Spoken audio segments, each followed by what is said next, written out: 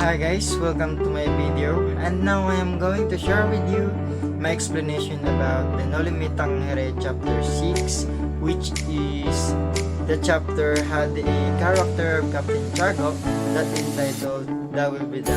Alright. Chapter 6, Kapitan Tiago, English version of No Limitang Here.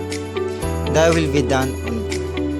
While our characters are deep in slumber or busy with their breakfast, let us turn our attention to Kapitan Tiago.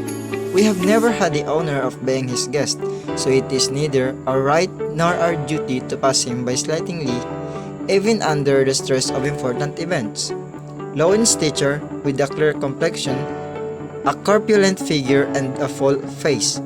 Thanks to the liberal supply of fat, which according to his admirers was the gift of heaven and which his enemies averred was the blood of the poor, Kapitan Tiago appeared to be younger than he really was. He might have been thought between 30 and 35 years of age. At the time of our story, his countenance always wore a sanctified look.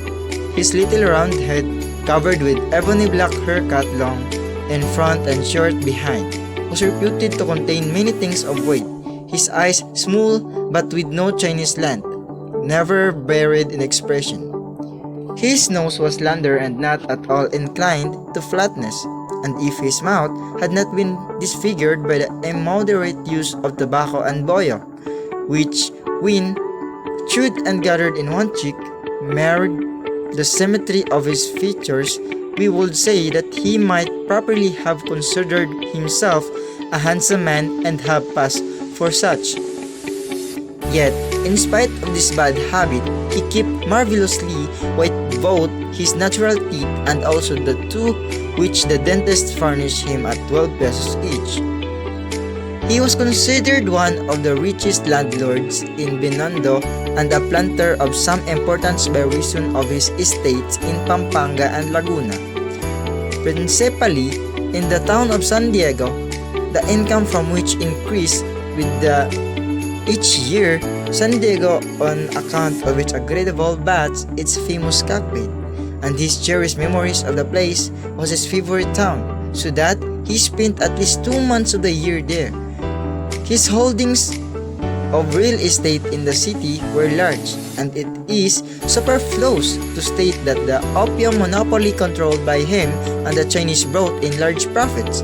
They also had the lucrative contract of feeding the prisoners in Bilibid and furnished zakati to many of the satellite establishments in Manila through the medium of contracts. Of course, standing well with all the authorities, clever, cunning, and even bold in speculating upon the wants of others.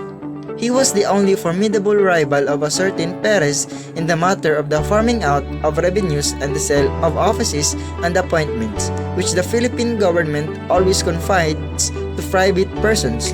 Thus, at the time of the events here narrated, Kapitan Tiago was a happy man so far as it is possible for a narrow-brained individually to be happy in such a land. He was rich and at peace with God, the government, and men. So, that was actually what I found when I'm browsing the chapter 6 of No Limitang Here. And for the last part of this video, I'm gonna share with you my explanation and analysis of this chapter. So, here is the analysis of the story. I mean of the chapter.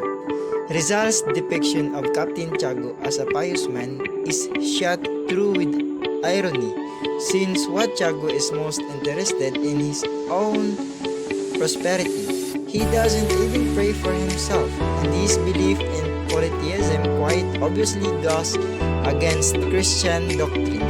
Nonetheless, he is well regarded in the religious community because of his riches and his willingness to pay praise to make up for his lack of actual spiritual devotion.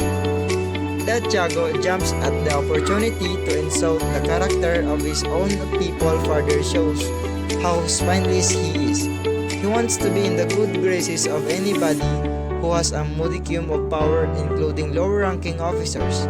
The fact that Tiago is a psychopath obsessed with gaining power by association is important to keep in mind as Rizal explores the social dynamics at play in the Philippines during Spanish colonization, especially insofar as they pertain to Tiago's affiliation with Ibarra.